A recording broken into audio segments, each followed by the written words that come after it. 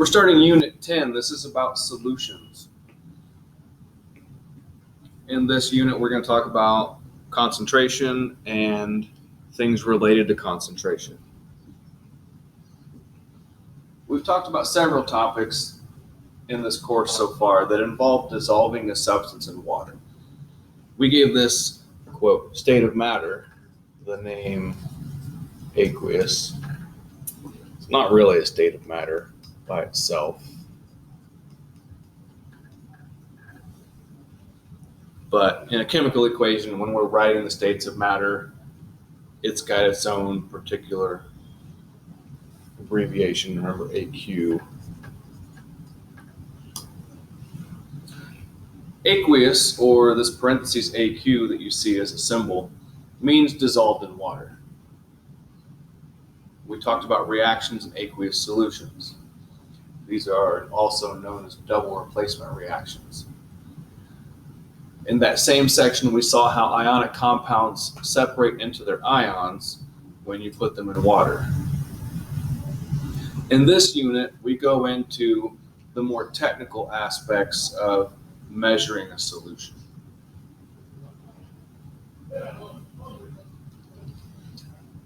First, we're going to talk about concentration. We're beginning a discussion on concentration that is continued in later units. At its simplest, concentration is a measure of how much substance is present in a given volume. This may bring up a thought: is it density? And it is similar to the idea of density, although it's not exactly the same, because it, or rather density,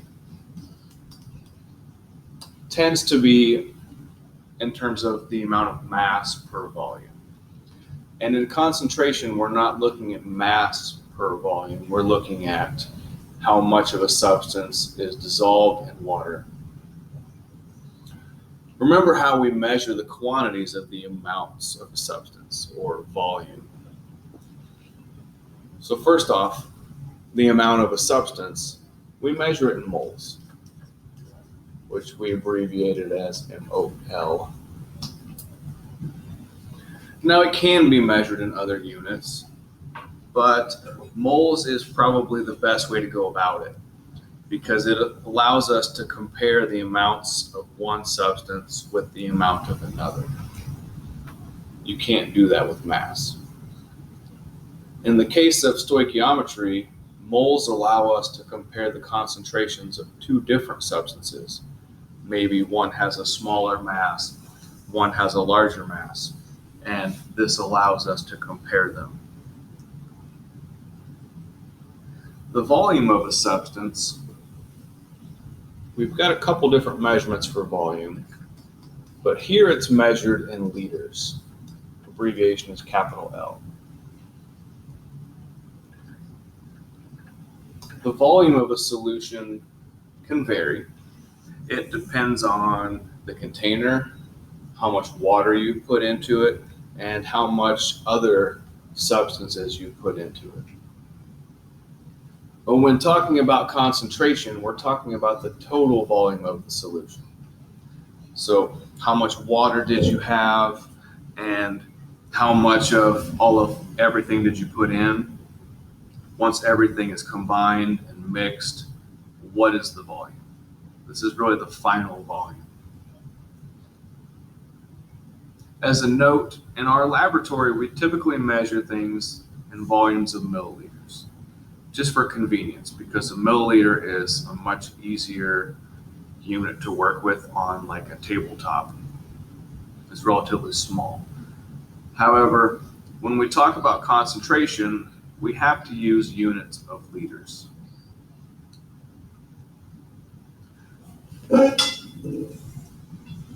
When we switch back and forth, there's a relatively simple conversion.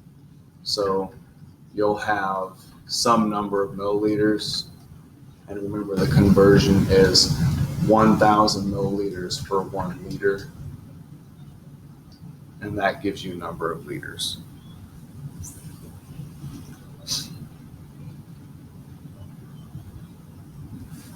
The concentration of a substance can also be abbreviated. So a lot of times we'll use brackets rather than writing the phrase, the concentration of. For example, the concentration of magnesium chloride can just be written MgCl2 inside of these brackets. The concentration of sodium ions can be written as Na plus inside of these brackets.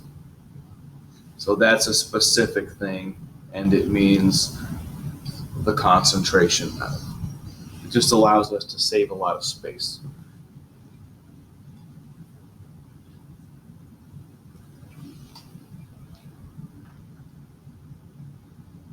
The next idea is molarity. So concentration is the amount of a substance, which we measure in moles, per a given volume, which we measure in liters.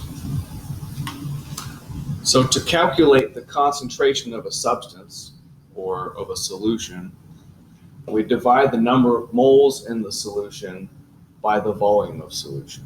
So concentration equals moles divided by liters.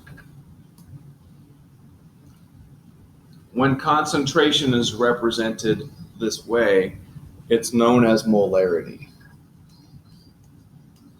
Moles divided by liters is specifically molarity. Molarity is the concentration in moles per liter, but it gives us a specific unit. So whenever the units are moles per liter, we can replace this with molarity. Instead of writing moles per liter as your units, you would just write a capital M, which stands for molarity. These two things mean the same thing, but typically when we talk about concentrations, we're going to go ahead and just change it to this capital M. Example 1. A sample of 2.50 moles of sodium chloride is dissolved in a beaker containing 0.500 liters of water. What is the concentration? And so here we are looking for the concentration of sodium chloride, and that's what this means right here. And it equals the number of moles divided by the number of liters. 2.50 moles divided by 0.500 liters. And so we find the concentration of this solution is 5.00 molar.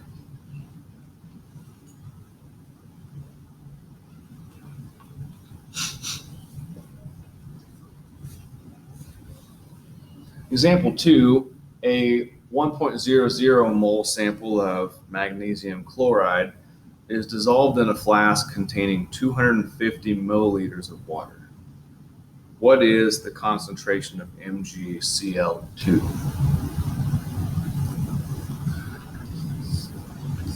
So brackets for concentration, there's magnesium chloride. We have a number in moles, but when we look at the volume, it is in milliliters. And we need to do a quick conversion here. And it doesn't matter if you do it here or just off to the side.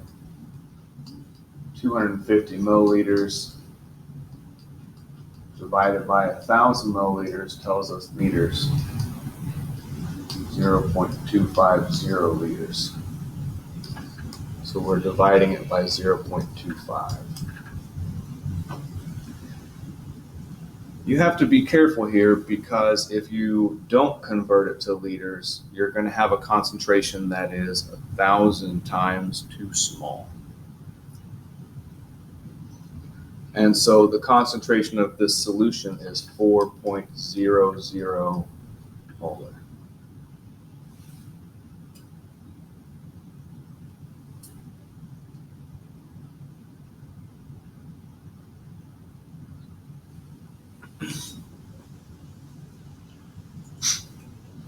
Example number 3, a flask contains 0.500 liters of water and 2.50 grams of calcium chloride.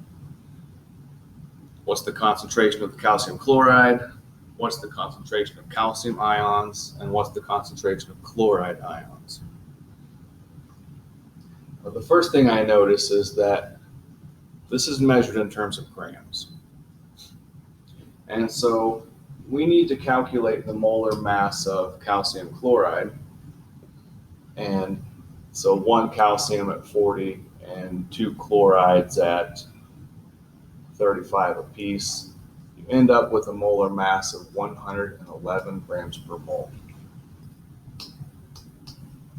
So a quick conversion over here,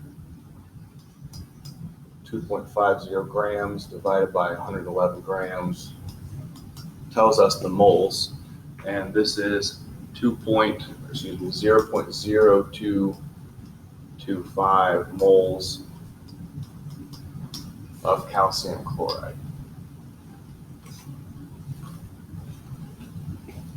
So calculating the concentration of calcium chloride, we have a number of moles, and the volume is 0.500 liters.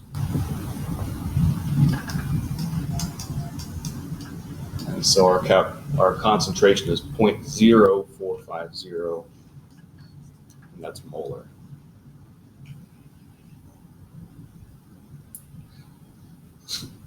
Next question in example 3 says, what is the concentration of calcium ions?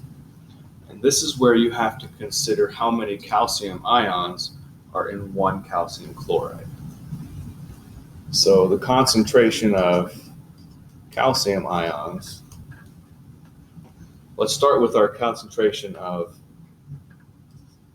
calcium chloride. And we're going to compare. Now for every 1 calcium chloride, I only see 1 calcium here, and so there's 1 calcium. And so this one is pretty simple. The concentration is the same, 0.450 molar. It's a little different when we start talking about the concentration of the chloride.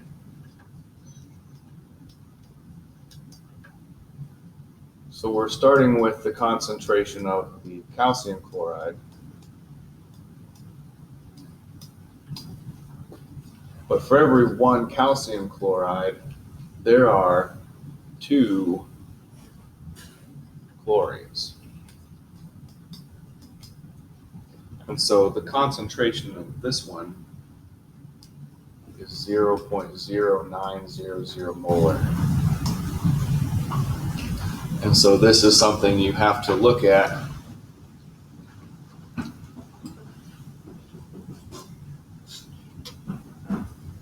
So this comes up in the next question as well. So example 4 says a 3.55 gram sample of sodium carbonate Na2CO3 is dissolved in 25.0 milliliters of water. What is the concentration of sodium carbonate? What's the concentration of sodium ions? What's the concentration of carbonate ions, specifically in units of molarity? So we are going to have to convert this number in grams to moles using the molar mass. So 3.55 grams. And for sodium carbonate, it is 106 grams per 1 mole. 0.0355 moles.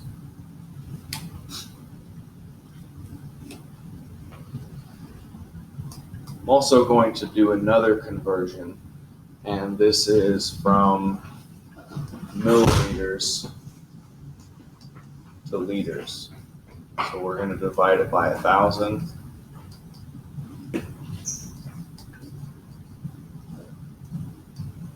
So here's our number in liters.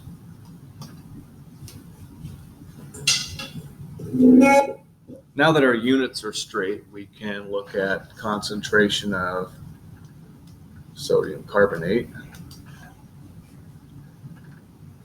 0.0355 moles over 0.0250 liters.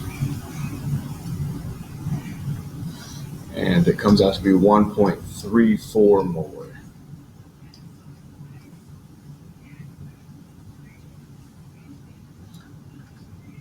To find the concentration of sodium ions, we're going to start with that concentration.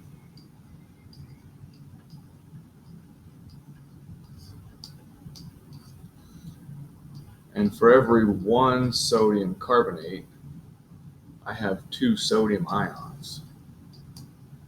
And so the concentration of sodium ions is twice the amount of the concentration of sodium carbonate.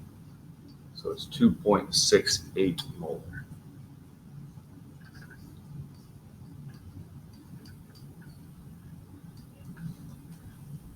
Then for the concentration of carbonate, again, start with the concentration of the compound. And for every 1 sodium carbonate, we have 1 carbonate ion. And so the concentration of this ion is the same as the concentration of the compound itself. Now you'll notice as you look through all of these that my answers have had a number and a concentration, but I have not been writing down the substance after it. When it was stoichiometry, we were doing that all the time. But the way I have it written here, it's not needed because I'm telling you the substance here, and this is the concentration. It's not the case in stoichiometry because you would have to be looking at the work to figure it out. But here, we're just at the beginning saying that the concentration of this is this. And so we don't have to specify in our answer what it is. Now, if you wrote sodium carbonate here, you're not wrong. It's just not necessary. So you wouldn't have to actually put it there.